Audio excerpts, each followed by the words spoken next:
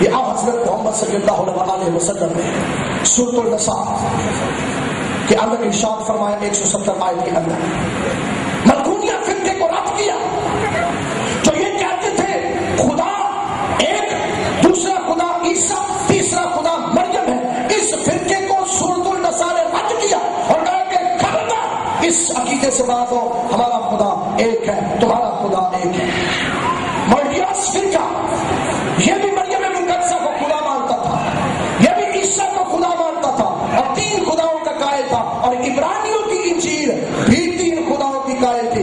اس لیے دوبارہ ارشاد باری تعالیٰ ہوتا ہے سورۃ المائدہ کے اندر، دوبارہ حضرت محمد صلی اللہ علیہ وسلم کو یہ پیغام ملتا ہے کہ اب پھر ان مشرکوں کو بتا، اب پھر ان شرک کرنے والوں کو بتا، اور ارشاد ہوتا ہے.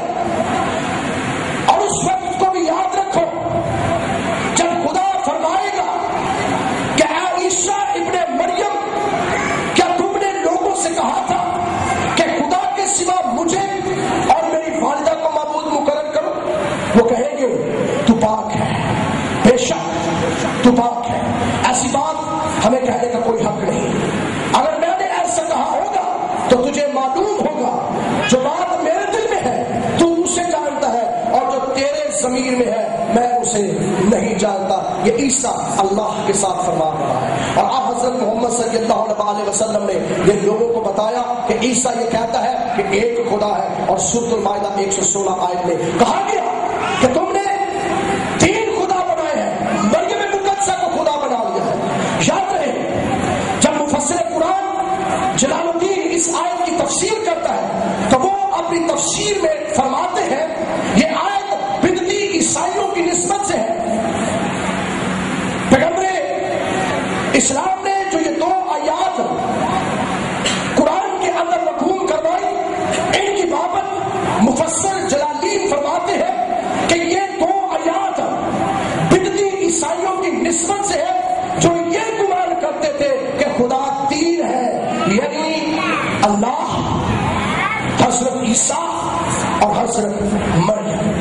قرآن نے ان تینوں خداؤں کی نفی کی ہے، اور قرآن اس تثلیث کی نفی کرتا ہے، اور میں اس بات کا بالکل قائل ہوں. میں اس بات سے بالکل قائل ہوں کیونکہ میں مقدسہ مریم کو خدا نہیں مانتا، میں مقدسہ مریم کو تثلیث کا حصہ نہیں مانتا. ہاں پیغمبر اسلام نے حضرت محمد صلی اللہ علیہ وسلم نے دین مسیحیت کی جو مسخ شدہ شکل تھی اس کی اصلاح کرنے کے لیے ان آیات کو پیش کیا اور دلائل دے کر کہا کہ اے بدعتی فرقوں، زندہ خدا کی پرستش کرو، مریم مقدسہ کو خدا مت مانو. اس لیے قرآن مجید میں اس تثلیث کا ذکر آیا، اس لیے قرآن مجید میں فرقان الحمید اس بات کی دلیل دیتا ہے. اور میں یہ سمجھتا ہوں، میرا یہ مسلم ایمان ہے کہ دین مسیحیت کے اندر مسیحی مذہب کو ماننے والا ہر ایک بچہ، ہر ایک جوان، ہر ایک بوڑھا، ہر ایک پاسٹر، ہر ایک پادری، ہر ایک فادر، ہر ایک بشپ، اور یہاں تک پوپ صاحب بھی مریم مقدسہ کو خدا نہیں مانتے. یہ ہماری تثلیث کا دین مسیحیت کا کوئی حصہ نہیں ہے، یہ بدعتی لوگوں کا حصہ ہے جس کے اندر قرآن مجید کے اندر جس کی نفی آئی ہے. اور میں اپنے آباء و اجداد کے اس فیصلے کا قائل ہوں کہ یہ بدعتی تعلیم ہے. سوچنے کا مقام یہ ہے پھر مسیحی مانتے کیا ہے، پھر مسیحیوں کی کیا تعلیم ہے. سوال مجھ پر کیا جاتا ہے، آپ پر کیا جاتا ہے کہ آپ 3 خداؤں کو مانتے ہیں. ہمارا ایمان کیا ہے؟ کیا ہم ایمان رکھتے ہیں کہ مریم مقدسہ خدا ہے؟ کتنوں کا یہ ایمان ہے؟ کتنوں کا یہ ایمان ہے کہ مریم مقدسہ خدا نہیں ہے؟ دین مسیحیت کے ماننے والوں، مسیح یسوع کو ماننے والوں، مسیح یسوع کی پیروی کرنے والوں، آپ تو توحید پرست ہیں، آپ شرک نہیں کرتے. آپ مقدسہ مریم کو خدا بنا کر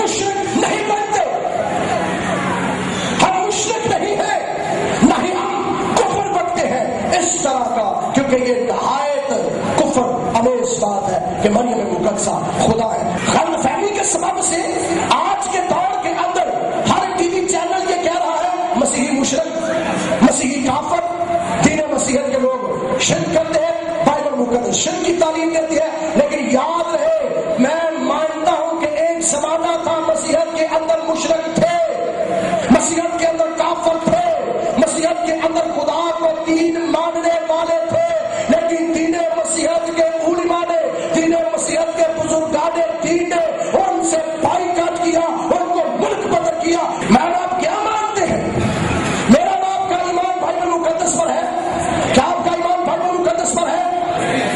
کیا آپ مانتے ہیں کہ یہ خدا کا لا تبدیل کلام ہے، خدا کا سچا زندہ لافانی لاسانی لا مبدل لا پتا خدا کا کلام ہے؟ اس کے اندر تحریف و تحریف نہیں ہوئی، اس کے اندر کوئی کسی قسم کی آمیزش نہیں ہے. جیسا یہ کل تھا ویسا ہی آج ہے، آئندہ زمانے میں ویسا ہی رہے گا. اس کے اندر کوئی تبدیلی نہیں ہے. یہ ساری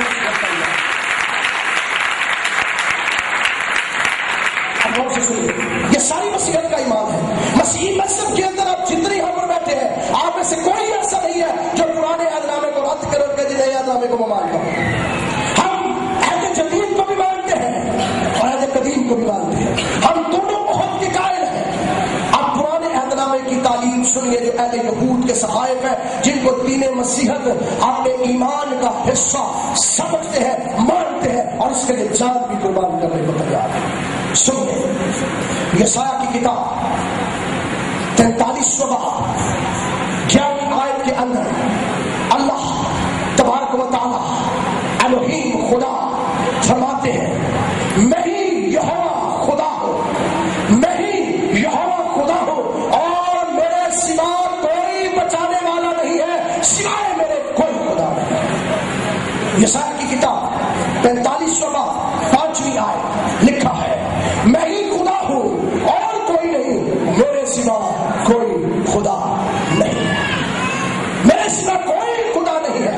یسایہ کی کتاب 46 باب 9 آیت، میں خدا ہوں اور کوئی دوسرا خدا نہیں، میں خدا ہوں، مجھ سا اور کوئی نہیں ہے، لم یلد ولم یولد، اس کا کوئی ہمسر نہیں ہے، میرے سوا کوئی خدا نہیں، میں اکیلا خدا ہوں، میں واحد خدا ہوں. اور پھر توریت شریف کے اندر خروج کی کتاب کے اندر 20 باب پہلی آیت سے اللہ تبارک و تعالی الوہیم خدا فرماتے ہیں، میرے حضور تو غیر معبودوں کو نہ ماننا، تو اپنے لیے کوئی تراشی ہوئی مورت نہ بنانا، نہ کسی چیز کی صورت بنانا جو اوپر آسمان پر، نیچے زمین پر یا زمین کے نیچے پانی کے اندر ہے.